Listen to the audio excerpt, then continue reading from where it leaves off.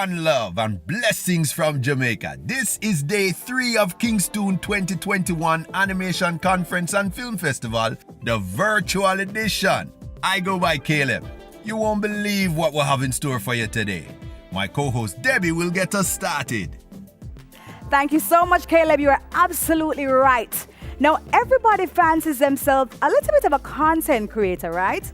But data-driven content creation, no, that's a different ball game. Well, animation studios are changing how they produce animation in this real-time production environment. This session will cover the latest use of state-of-the-art virtual production using hybrid magnetic optical motion capture while simplifying the whole production process. Now, right here from KingstOOn in sunny Jamaica, we're giving you Olivier Lelardu, Senior Vice President, Animation and Associate Producer, to give us his visionary ideas on creating data-driven content.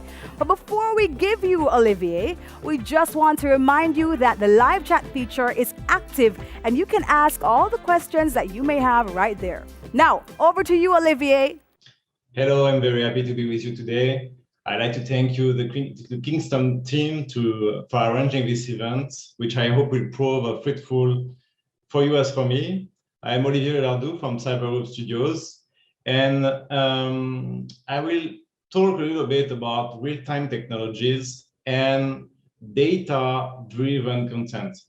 So I like to start a little bit about me and about Cybergroup Studios, what we are doing. So I'm a producer. I'm based in Paris, in France.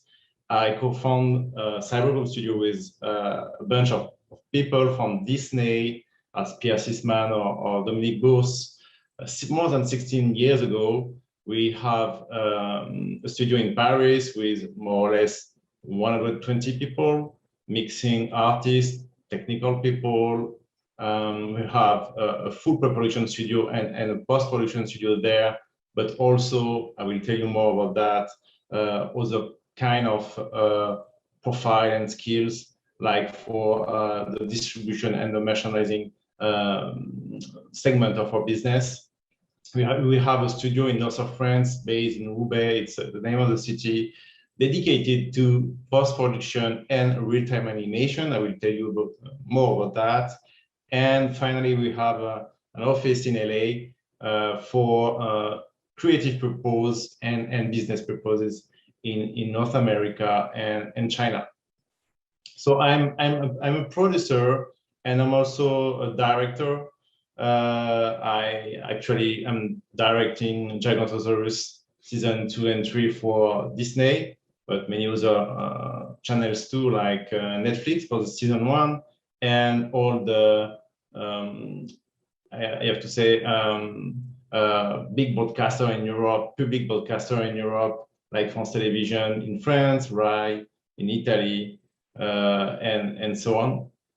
It's a big IP. At Cybergroup, we are not exactly only producing series. We are trying to produce and create kids brand, meaning all the creation have to be global for the world, and also have to be driven, have to be business driven in a way that, in fact, the series is the heart of the brand, of the kid brand, meaning Gigantosaurus, for instance, and the other parts are merchandising, licensing, the gaming, and so on. So it's animation and the studio.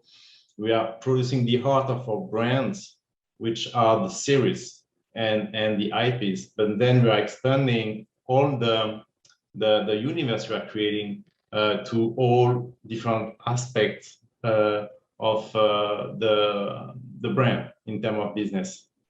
So that's very important to start from here, and you will understand why we are moving to real-time animation from that perspective. So I'm directing this series. I direct more than 800 episodes of different series in my career. For instance, Zoo, Little Zebra for Disney, and Zorro, the hero that everyone knows. And I'm at the head of the studio and at the head of the technology, in fact, and the innovation at Cybergroup. So Cybergroup, it's a company with 100 people in Paris, 40 people in north of France, and more or less 10 people in America. we are developing kids brands, as you know, and when we are producing TV series, high-end quality for big podcasters, big platforms, it's very expensive. So in fact, when you have to produce content for the big platform, the big channels, everyone, at the top of the game in our industry, and at the same time, you have to exist on the social networks, on YouTube, on Instagram, on Facebook, everywhere. You need to think outside the box in the way you are making all of that kind of content. So with Gigantosaurus, it was exactly that case, because we had other big success at Cybergroup Studios in the past years. It was Zoo, for instance, the Little Zebra. We had a lot of business around that IP, but it was more or less 5 or 4 years ago. And at that time, the real-time animation and YouTube and all that kind of alternative platforms was not that strong as today. And so today with Gigantosaurus, we immediately had to manage that success in this period of the time. Meaning with Gigantosaurus at the top, with top ratings in the US and the rest of the world, the second season in production, the third season in production, a feature films in the process of development, a video game also released last year on Xbox, PS4, and Nintendo Switch, a second game actually in development.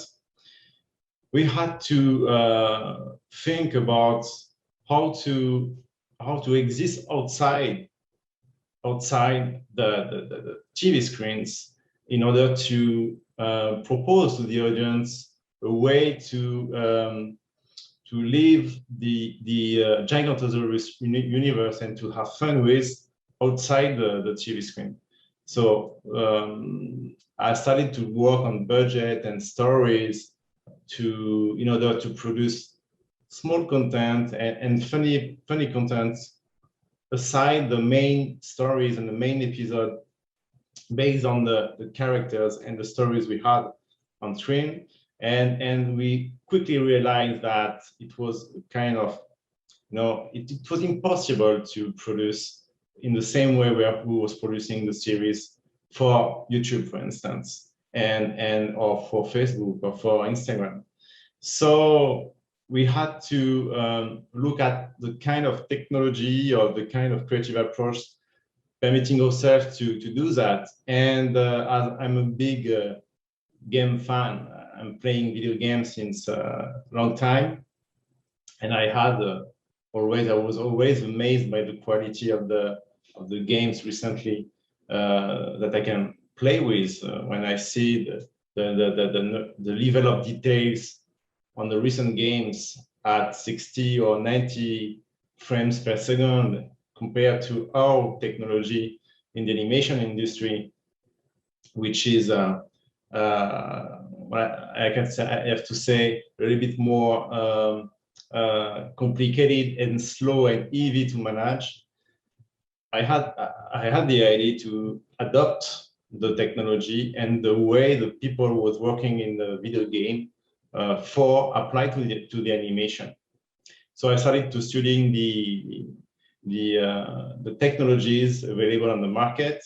Since 2 years, I saw the Unity engine absolutely visible on the festival space or in a different animation event. I studying the sales technologies, but at the end I end up with Unreal for many reasons. First of all, because it was extremely aggressive in terms of communication, and beyond the communication, when I started to look at the software and the approach, the technical approach, and the ways it was helping the people in order to use the software and to learn the software, I decided to move forward with Unreal Engine. And then there is the Mega Grants opportunity, which is, I will tell you a little bit more about that later on, which is an absolute, it's a beautiful opportunity for all the creators and even studios in the world.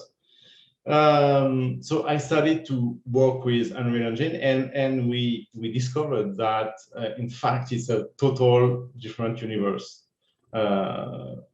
Working with Maya or 3ds Max, it's something that we know very well. It's our language since more than 20 years. And then we had to rethink, to restart our job. We had to reinvent ourselves, because that kind of software have a total different approach in terms of wording. First of all, the naming convention in terms of techniques is different than from Maya to Unreal, or for the traditional animation process and the gaming industry. So we had to think the way the technician in the gaming industry are thinking too. So it took a few months, a few weeks. And after the learning curve at a good level, we understood that it's absolutely amazing, and it's absolutely, I have to say, the only way to produce animation today and in the future. Why? Because actually you can produce highly detailed image at 60 or 90 frames per second in real time, in fact, easily with that kind of technologies, which is absolutely impossible in with the classic pipeline. And on top of that, you can produce in 4K or 8K very easily, which is absolutely painful in the classical pipeline and processes. So we started to learn by ourselves. We was connecting with the Epic Games people, and which was very helpful. And we discovered the Mega Grants. And the Mega Grants, it's very, very big. You know, it's a big grant. It's $100 million that Epic Games are giving to the people who have great projects in terms of way to use Unreal Engine, and also any other kind of innovative approach or technology that they like. So we decided to apply this to the Mega Grants using the Gigantosaurus IP series. So we always had a producer approach in terms of projects. It was important for us to don't stay too much technical. Of course, the project was technical. It was a technical journey, switching from a classical and traditional pipeline to a video game pipeline. It's something. It's a journey, but always with one objective. It's permitting our characters or creation to live on all the platforms that exist today. So from Disney Plus, Netflix, the public broadcasters, to YouTube, Instagram, or Facebook, even Switch. So so we applied to the Mega Grants, and we discovered that the Mega Grants, it's something. It's not only okay. You have a good project. You need eventually good content and the use of Unreal. It's not only this. It's also a philosophy. They really focus on the way you share, in fact, the content and the skills that you can develop inside the Unreal and the Mega Grants ecosystem.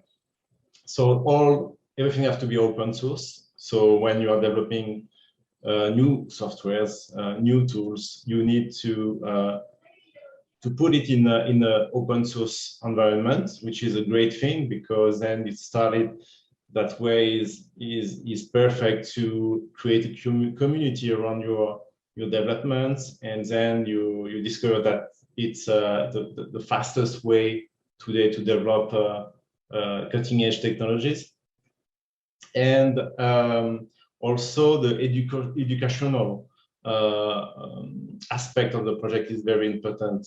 So educational open source, it's all about sharing. So we had agreements with schools in order to share and transmit everything we learned about Unreal and all the research we did in terms of real-time animation. Oh. So it is this is it's absolutely amazing. We apply for the maximum of the grants, and we get it, and plus the support of the team at Epic Games and Unreal. So that way makes this experience absolutely amazing, because it was certainly funded, and plus a real expertise that Epic Games put on board for project. The project is called Giganto Club. It's a kind of series promoting the main series, and the main series is on screen on Disney Plus actually, and Disney Junior in the US. And this series is a club of Dinos fan that they are talking about the episodes actually on air the current week or the past weeks, and they are talking about, you know, little stories happening in the show, little stories about the characters. Eventually also we have games about dinos fact and science fact and all that kind of stuff that we are not really into in the main series. In fact, the main series is about characters, dinos, living adventures and having beautiful journey in a world, in the dinos world. It's not about science or dinos fact or anything. That club is a little bit about that. So it's a little bit educational. It's of course, it's also for promoting the main series and the characters. It's a fan club, but it's also educational. We learn stuff and we have fun with Dinos Fact. Of course, we wanted to produce it in a different way. So on top of the Unreal Engine, we used the motion capture system.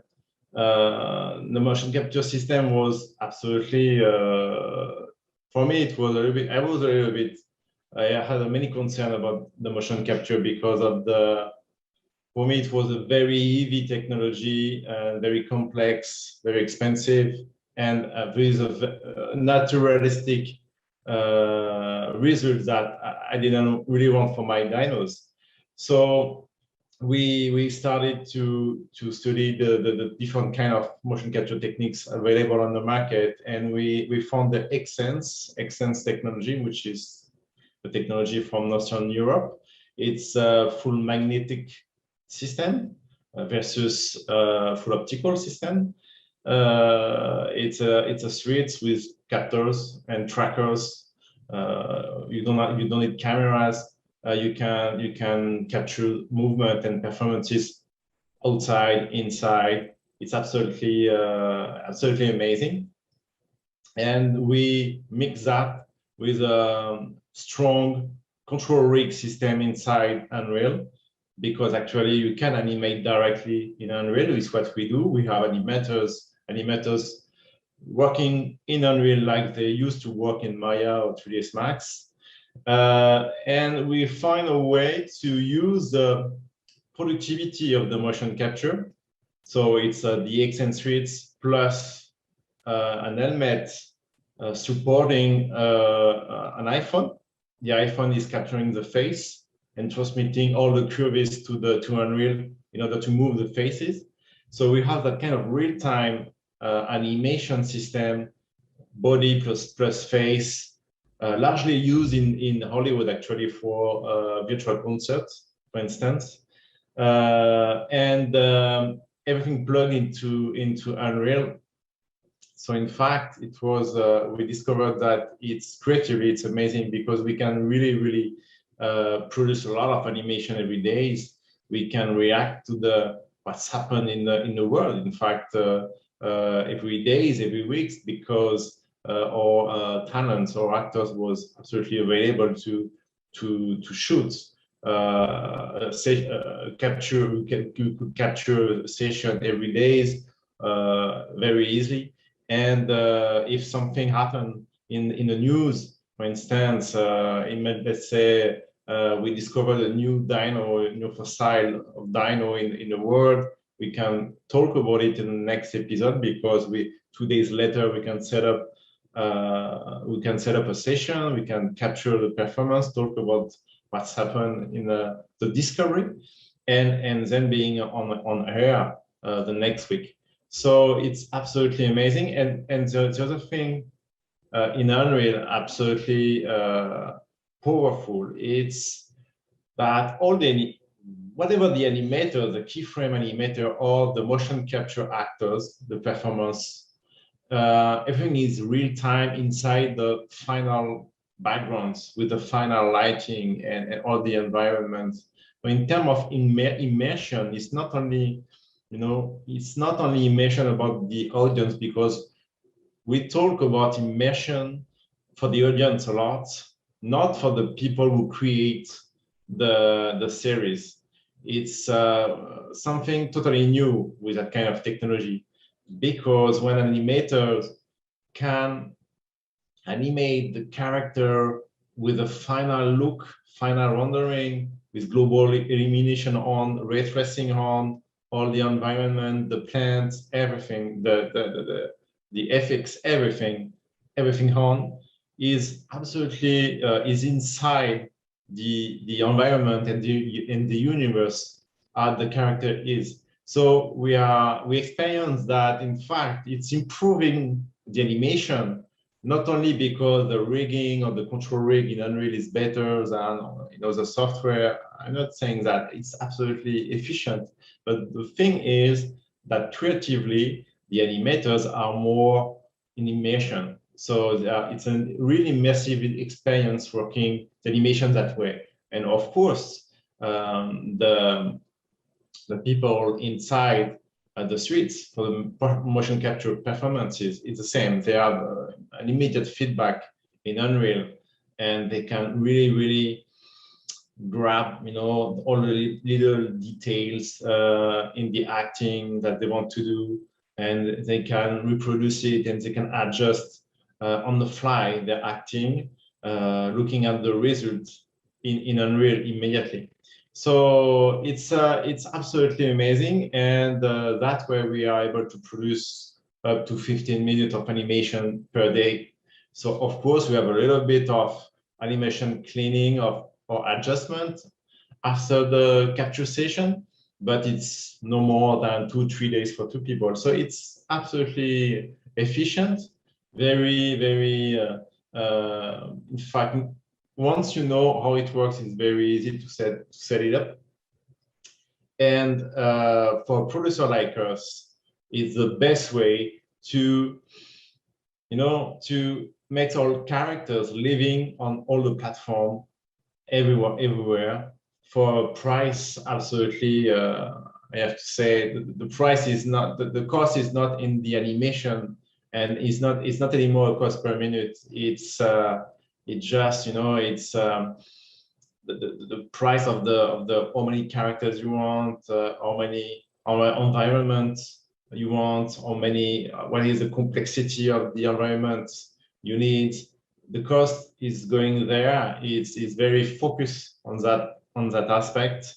For the rest, it's concentrated in absolutely one step, the real time in Unreal. You do animation and compositing and cameras immediately at the same time, like in live action. So it's absolutely it's a new technology which is a total revolution for creators and producers like us. So I have a quick video I can share with you. You will see the results. If you can launch it, it's perfect.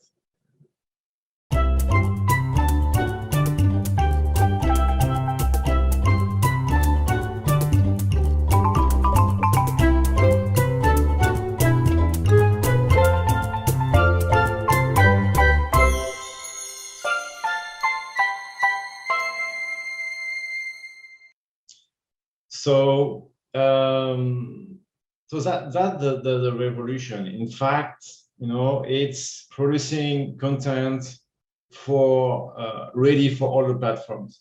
The other thing very important is we experience the mutualization of the assets, meaning when we produced Gigantosaurus, the series, the main series, we decided a few months after we started the pre-production of the series, we decided to create a video game. This video game is was done on Unreal in a studio in Spain, and we started to think about assets mutualization. So the series was done on 3ds Max, and we started to share ZBrush and models and textures, and it works well. In fact, we shared all the props and the characters. Of course, they had to change a little bit the rigging and the mesh. But at the end, the first demo of the game was done in 3 weeks instead of 2 months. So it was before we started the Unreal journey. So with a production entirely done in Unreal, in fact, immediately the characters are ready for games. We did a few tests. It works very well. You can turn your episode into VR episode very easily. You can turn all your assets and your environment in video games levels and environment very easily. So it's not only producing in a faster pace or in a better quality, because the quality is absolutely higher than on the normal pipeline.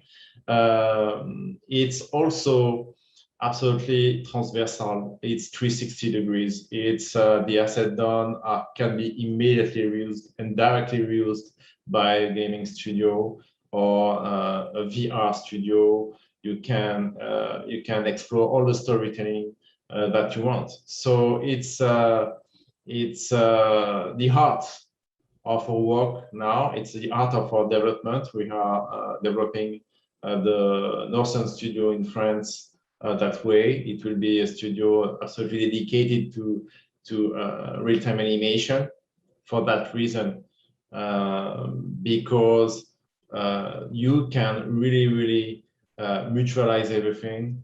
When you are a producer, when you create brand for the world, you need technologies permitting yourself to be more connected with the audience quickly and on all the medium that you can imagine. So I think it's something that you should explore. It's if you are a studio today or if you are an independent creator, you should explore it. I know that the big games people or the Unreal people are kind to help many different profile of people. It's I know that I met a lot of people who got a mega grants, and it was some people was independent developers or small studios, big studios. So if you have your chance, if you have a project that you are okay with open source and sharing all the ideas you develop, and eventually even if you are okay to participate to conferences or educational content, it's something that will help you to have a success with the mega grant. A last thing about the French ecosystem. The French ecosystem is absolutely amazing since more than 40 years now. That's why France is so big in animation. And we have support from our government since more than 40 years on all aspects of the business and the entertainment business and the animation business. In fact, animation is considered like a cultural thing in France. That's why the Minister of Culture is, we have a lot of subsidies from the Vice Minister of Culture. And actually, we have a special grant for the modernization of the pipeline for all studios in France. So even the government understood that if after 40 years of effort funding the animation industry, funding the cinema, the TV industry, they understood that the actual paradigm change in terms of technology and pipeline is important. It's not only it's not only content, it's not only creation, it's also the way you make this creation happening. And so the French government helped directly the producer with funds up to 40% per show. Also in terms of development, if you have an idea, you can you can have a lot of money from the French government and also media in Europe, and now also for the pipeline. And it's a lot of money. It's not, it's a planet alignment with the mega grants and all the things we can see now, all the acceleration in terms of industries, gathering all the technologies around them. So it's something we have a lot of luck in France for that. So mixing the private fund like the mega grants and other partners, plus the French support in terms of technology research and pipeline research and modernization, we have the money in order to do that kind of new production.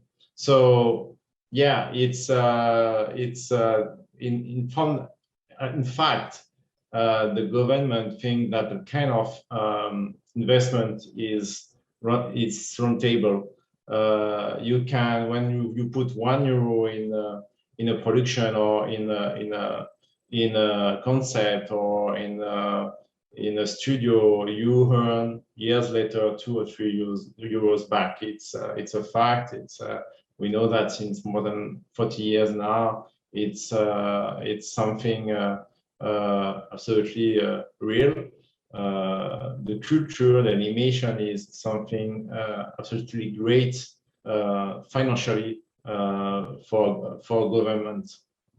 Also, the government helps the schools, all the schools, to create a good ecosystem in France in terms of artists and skills and animation cultures.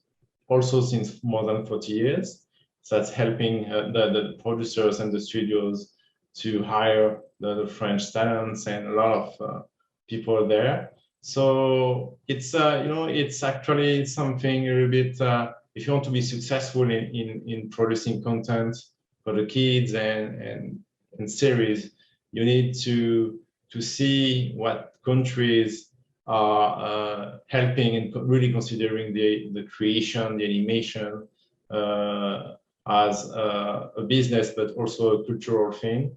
And you have to see where are the talents, where are the schools. You need to check all the new technologies, because producing animation today is not the same that 2 years or 3 years ago. the change paradigm change is done. It's absolutely done, and yeah, I think a lot of opportunities will happen. More opportunities will happen soon. The new technologies like the blockchain are absolutely interesting too, especially for the rights management and the distribution. Why not? So yeah, we are at the beginning of more changes, but in terms of animation pipeline, real time is the key for cost saving, more creativity, and more immersion for the artist, and at the end for the audience. So I'm happy to discuss with you guys. I think there is a Q&A session now, and I can't wait to answer to your question. Thank you.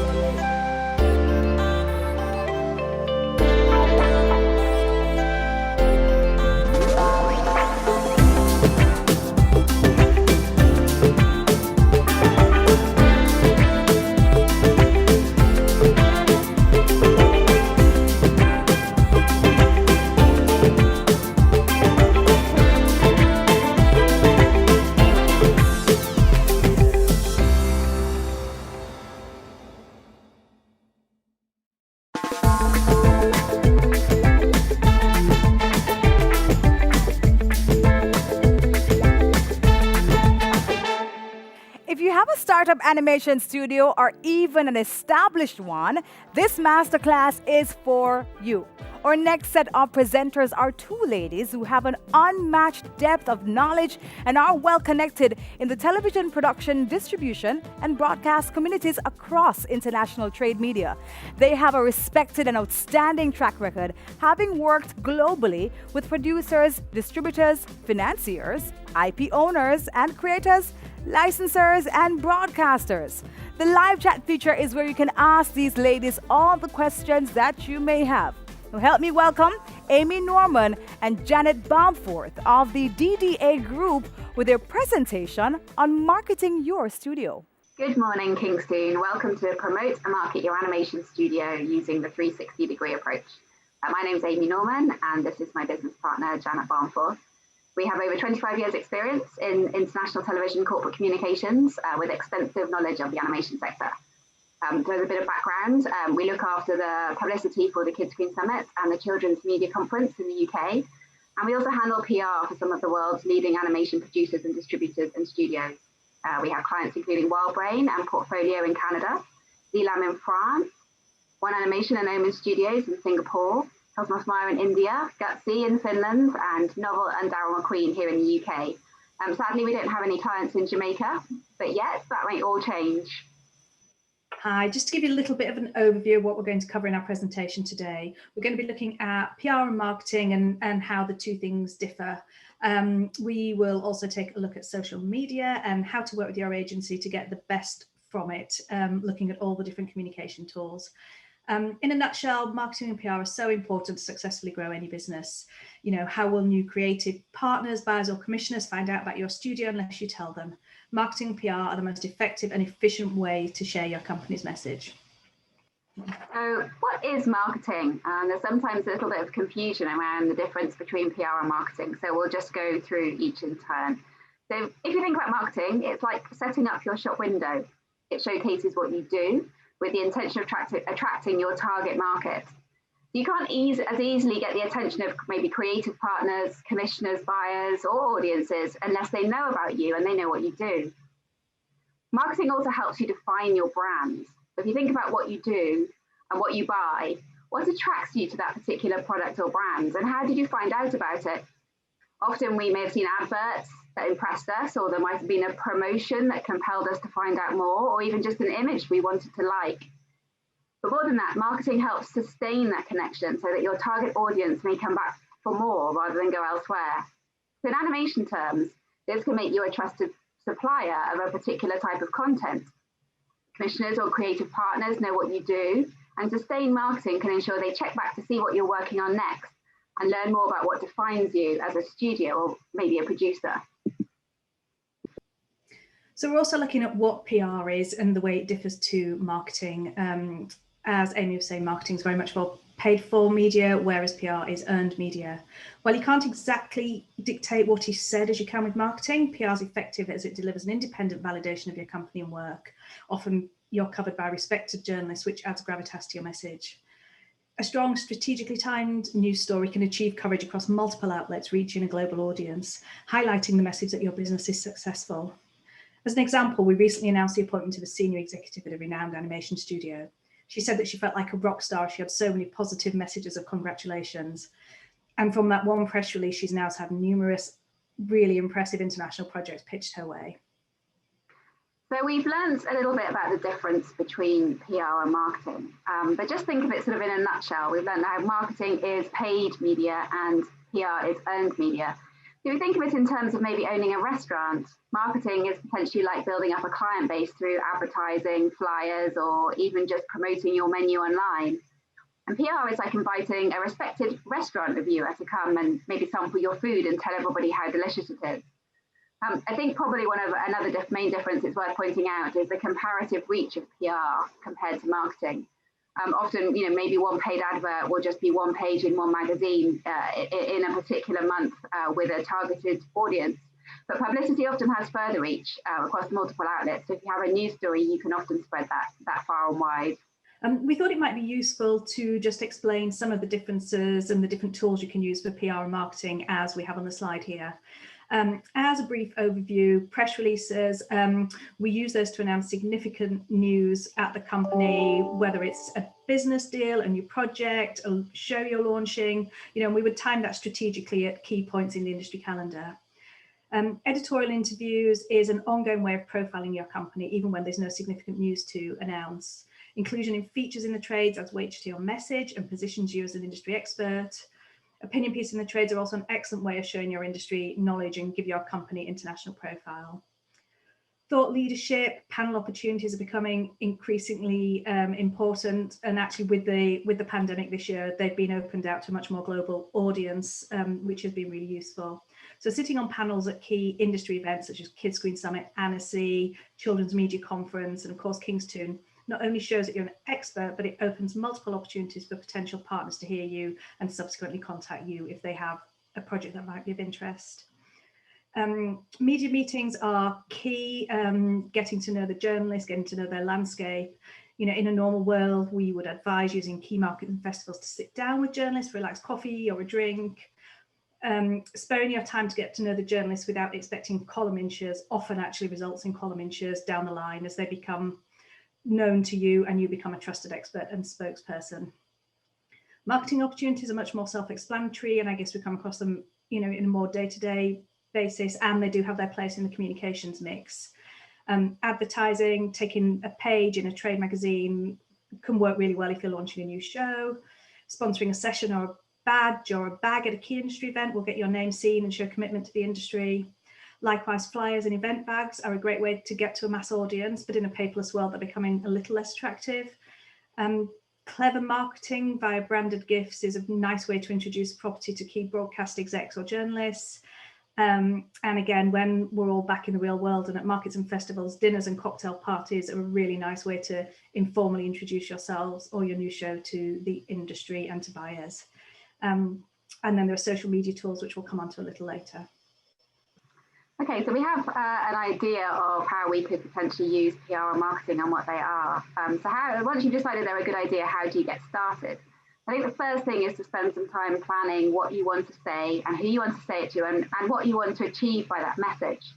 So set yourself some clear goals and make sure that these steer everything that you do. So there's no point spending money if it's not going to add anything to your business success. Spend a bit of time thinking about what makes you stand out. Why should a commissioner or a creative partner, awards body, investor, or anyone you're targeting choose you particularly? To know how to clearly describe yourself and your work. And it's important to be honest and believe in what makes you different. You don't need to try and claim to be the next somebody or oversell yourself. Have confidence in yourself and your work and your strengths. I think it helps as well to know the industry and read the trades. Keeping up to speed with trends and timely topics is helpful in lots of ways. They can help you develop new content responding to market trends and what maybe commissioners are looking for. It can help you identify potential collaborators and partners. And it can also help define yourself in the industry. You probably know a lot of these titles already, but sort of started reading the titles that focus on the animation world or Animation Magazine, KidScreen and Cartoon Brew are some ones that we would recommend. A key to building your global profile is a little bit of housekeeping, actually getting all your promotional materials and tools in place. Initially having a good website, it doesn't have to be amazing, but just having all the basics there. The website mirrors how you are, how you want to be seen, your individual voice and style. So it's really important that is reflective of your PR and marketing materials as well. Take time, think about how you want to be seen and have that reflected on your website. A balance of business and creative often works really well. Have your elevator pitch ready. Be ready at any moment to sum up your company or project in one sentence. It might be that you just have that 5 minutes where you can sell yourself at any given time. Again, with your boilerplate and pitch deck, make sure it's really reflective of your style and your individuality. Make it comprehensive but pithy, have company information that highlights your business and creative acumen. Just really use it to sell yourselves. So what about B2B social media? Well, we talked about how it sits alongside publicity and marketing and combines the best of both. And it can be used in a number of meaningful ways. It can help showcase your studio and your work, obviously, but it can also help you engage with peers, industry leaders, and your followers, so you can build your network. And in that sense, it can help you attract partners, talent, interest in what you're doing at the studio. So I think the main thing to note about social media is it's two-way, it's conversational, and it allows you to fully engage with your targets. Some tips to help you stand out. I think first off, understand the use of the different platforms, and then you can tailor your approach accordingly. So you wouldn't create some content for Instagram, for example, that you would use on LinkedIn. LinkedIn is great for networking. It allows you to post a lot of content. You can really engage with the business community on LinkedIn, and also Twitter as well. Twitter can drive your audience to LinkedIn and vice versa. So those tools can be very well used in a business sense. But obviously we're in a very visual industry. So the likes of Instagram and Pinterest potentially as well are very good for strong visual to really help define you as a studio.